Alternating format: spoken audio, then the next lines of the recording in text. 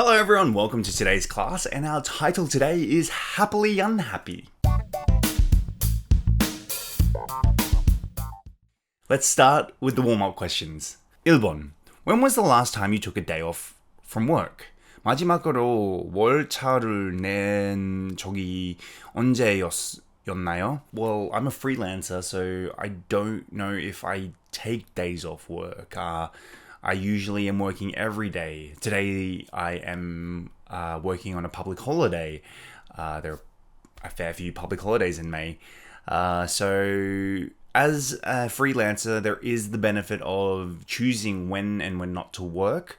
So it's hard for me to answer this question. I guess since I've been in Korea, to be honest with you, I don't think I've ever taken a day off work because it's so uncommon here in Korea.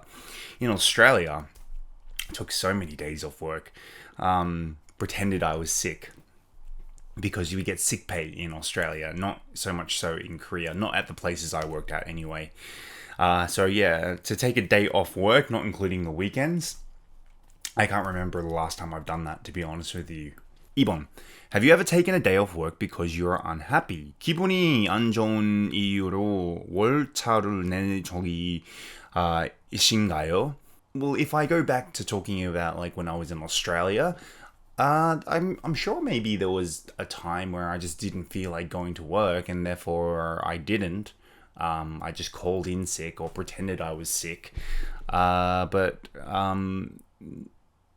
I do think that sometimes if my mood is not great, it does affect my work. Sometimes, especially, it's hard for people like me who do the job I do because I'm on camera a lot or I'm on radio a lot, and we always have to have this poker face of like always being happy. There are days where it's very hard for me to try and always be happy on screen or not tired because I'm so busy. I usually get messages from my bosses saying, is everything okay? Because you look so tired, you look so unhappy. Sometimes I can't hide it, but I've never taken a day off, no. I've always tried to continue my work. I've always tried to be professional. But yeah, there are obviously some days where I'm unhappy and but I have never taken a day off. Now, let's look at the vocabulary and repeat after me. 1번. Thinly veiled. Thinly veiled. Thinly veiled. 은근한.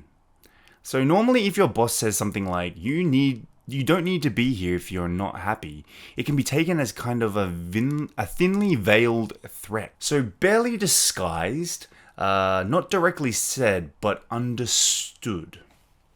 Like an indirect thing said, but you understand what it means. 2번.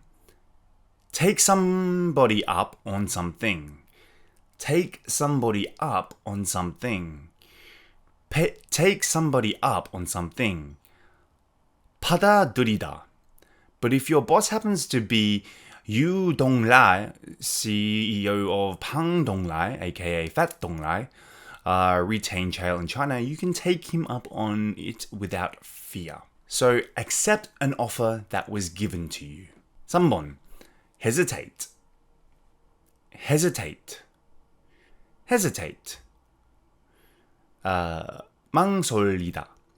Some people might hesitate to take an unhappy day for the fear that the HR department might put you on some unhappy employees list. To be uncertain about something, therefore you wait. 4번. Subscribe to something. Subscribe to something. Subscribe to something. 동의하다. So trying to subscribe to the rule of 996, meaning that the workers should work from 9 a.m. to 9 p.m. 6 days a week. So believe in something or support something. 5번. Unethical. Unethical. Unethical. 비윤리적인. So, but you thinks it is unethical to make employees do this because it doesn't give them enough time for self-development. So, considered to be wrong by social norms. 6번. Profit margin. Profit margin. Profit margin. 이윤폭. So, Pang Donglao has done well by setting a reasonable profit margin. Its goal is 20% and no more, and creating a situation where everybody seems happy to see the company achieve it. So the amount made after the costs that are spent. All right, so that was the preview section. Now let's look at the review section.